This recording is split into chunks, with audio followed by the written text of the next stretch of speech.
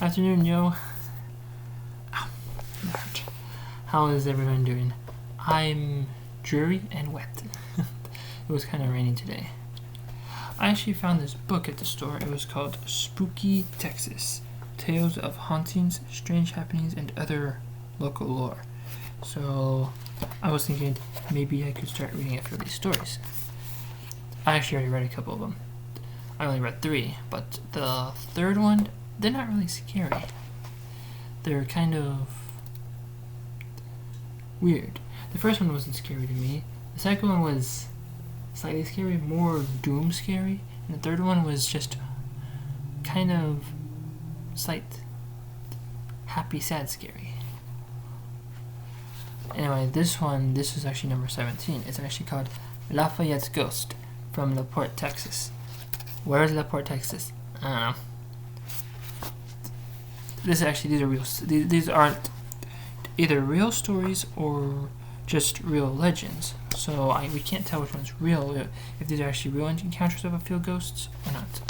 But first, I just have to say, there's actually 2 times you actually say a French word in here, and I'm gonna have to just say, is it true that French people don't enjoy listening to non-French people try to speak French? Because people are talking about rumors on these stupid YouTube shorts and TikToks, where these videos are showing people who they say, oh, if you see a person who speaks French, don't try to speak French to them at all, because they get angry at you. I've never met a French person. I never asked that question. I never even considered the idea of that. I just thought if anyone tries to speak any language, they'd probably laugh, giggle, and try to understand what they're saying and try to correct you. But I don't know if really any country really does this disgust like what they're saying. But anyway, this one's called Lafayette's Ghost from LaPorte. So see, these aren't really long shorts. They're about 5-6 pages at max. It was the worst sort of blustery night. It was actually blustery today. It was first of all rainy a bit, came out of nowhere, and then it started to get windy, and then it stopped raining, and then just started spitting at you with wind. Oh boy! And I wanted to get in and out of the rain. Really? As much as my poor horse, who was dripping and snorting and shaking his mane every few yards to emphasize his displeasure. I was eager to get home, for I had not seen my wife since the war with the North broke out. I had a 2-year-old son whom I had never met, but I knew it was best to get in out of the rain and finish the trip tomorrow. I was not too far home from LaPorte, and I decided to ask the first homeowner I saw if I could bunk down in the stables. I immediately started looking for a dwelling, but it was near an hour before I saw an old home looming through the driving rain. I rode right up to the stable and took my horse in. The stable was vacant and looked like as if it has been that way for many years. I made my horse as comfortable as I could and hurried through the rain to the house, carrying my saddle and blanket. The front door was barred, and the house had an air of vacancy with neglect. I shouted and knocked, but no one answered. Lugging my saddle and blanket with me, I went around the house, trying windows until I found one that was actually opened. I shoved my gear into and climbed after, removing and lighting a match from the indoor pocket. I was surprised to see a nice room with a stack of wood right beside the fireplace. I made my way through the darkness to the fireplace, lit another match, and made a fire.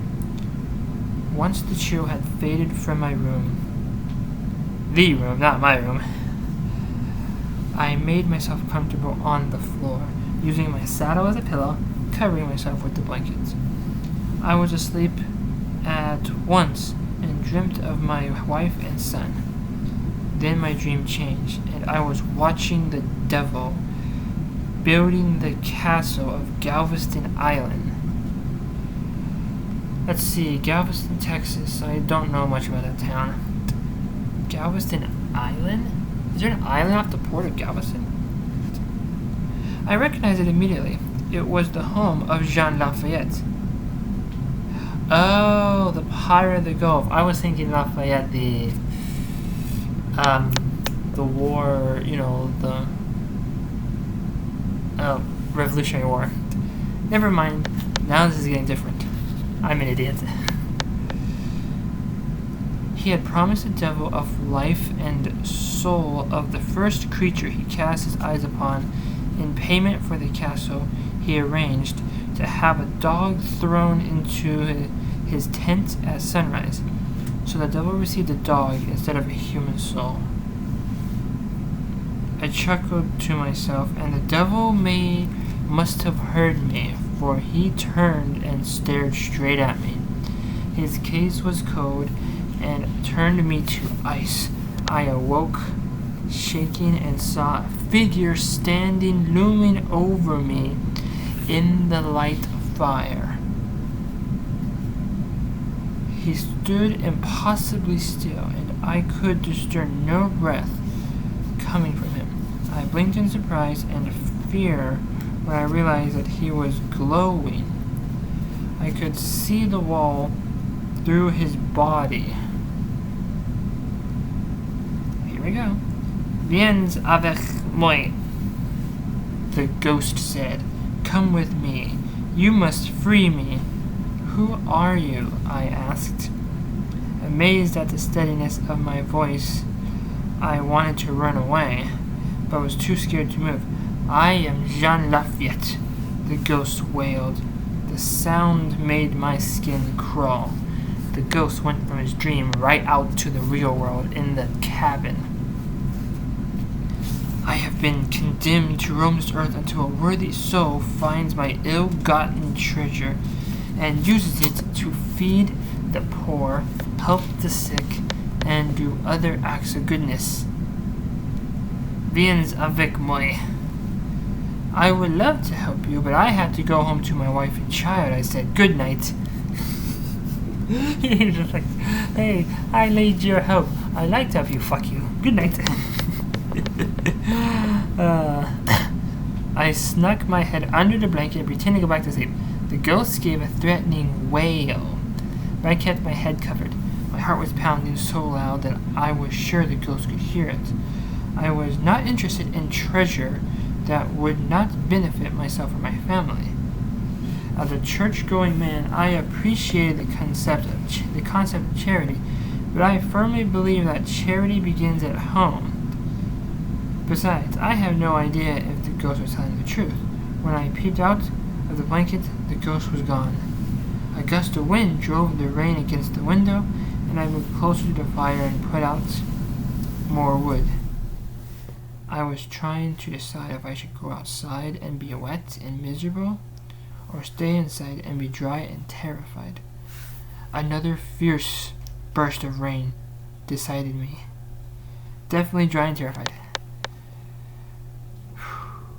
It took me quite a while to get back to sleep. I finally dozed off, and I dreamt that I was privateering serving under Lafayette on Galveston Island. At his command, I would help smuggle slaves and merchandise past the customs inspectors. Lafayette was not a bad chief, except when someone disobeyed. I mean, everyone's like this. Oh, this person's not a bad boss, unless you do something not what he or she wants you to do. And that's how life is, isn't it? Anyway. He had one man hanged because he dared to attack the ship against orders. The privateering gathered around the fire at night and told Lafayette stories to me since I was the newcomer. Her favorite story was about Governor William C. Claiborne of Louisiana, who dared to offer a $500 reward for the arrest and delivery of Lafayette. Lafayette retailed by offering $5,000. Wait, what? Oh, the thing turned shut off. I wonder how the video is going to work with that about 10 minute break. Anyway, so he offered $5,000 for the arrest and delivery of Governor Claiborne. Oh, shoot. This is another dream. The governor was enraged and sent out to seize Lafayette, but Lafayette's men ambushed the expedition and sent them back to New Orleans. Loaded with presents, the privateers all laughed uproariously at the story, and I laughed with them. Then Lafayette appeared and gave me a glare that chilled me to the bone. I awoke. I knew once again that I was not alone. The ghost was staring me down. "Viens avec moi," he commanded. "You will come with me now." He reached down and picked me up. Can ghosts pick you up? People keep talking about that. Where his hands touched me, my skin turned ice cold, and I gasped. The ghost beckoning me to follow him and went into the hall. I hesitated for a moment, but when he frowned, I followed, not wanting him to touch me again. Lafayette stopped at the third door and glided through it. I started tiptoeing back to the fire, but he stuck his ghostly head towards the wood of the door and glared at me. I tiptoed back and entered the room in the normal fashion. Lafayette's ghost stood in the center. Behold the power of the gulf. The floor became transparent, and I could see mounds of gold, silver, and jewels beneath the house. "This treasure cost me my soul. You must give it to the poor, so I can be free. You must help me." He was glaring at me again, and my skin crawled in sheer terror. The room was as icy as the grave, and Lafayette's ghost grew larger and more menacing the longer I hesitated. The gold was tempting, but I knew if I took it, I would keep it rather than offering it to people. Then Lafayette's ghost would start to haunt my house in revenge. I did not think of my wife would appreciate it. "You got the wrong fellow," I gasped. Backing away, Lafayette gave a shout of rage and reached towards me. Outside, the rain was still driving down, the winds and were hollering fiercely, but I decided I would rather be wet and miserable than dry and dead. I ran back up to my room, grabbed my saddle and blanket, vaulted out the window. My horse was none too happy when I saddled him up, but I was surely not going to stay on that property. As I rode away, a great howl where he shouted, "Help me! Help me!" And then I shouted, "Help yourself!" back. I rode to the rest of the way home without stopping and spent the next night in my wife's arms. Well, that was shit. I mean, a lot of people would kind of help you, but depending on if this was a real story or just a legend story, but Lafayette had gold, and I mean, first of all, how would you? First of all, you'd have to dig it up, which means you'd have to, if it was cement underground there, you'd have to, drill, and you'd have to get a lot of excavation tools. But the question is, what would happen? I mean, if you do the idea that, hey, he might actually haunt me if I take the gold, the question is, would you rather actually run, or would you actually help this guy? Because this guy jumped from the man's dream into reality. And if you actually saw Lafayette's gold, would you actually keep it? Or would you actually, tell him the same thing? I can't help you. I won't help you. Comparing to the other few stories, that one was much more scary. Especially since they were talking about that actually he dreamt that the devil saw him, and then when the ghost touches you, you know what happens? You feel a very ice cold chill when the ghost touches you. So I might be doing a few more of these because it is just 1 week away from Halloween. Ooh, All Hallows Eve. I have a few ghost stories, I think. Have a good time in the future.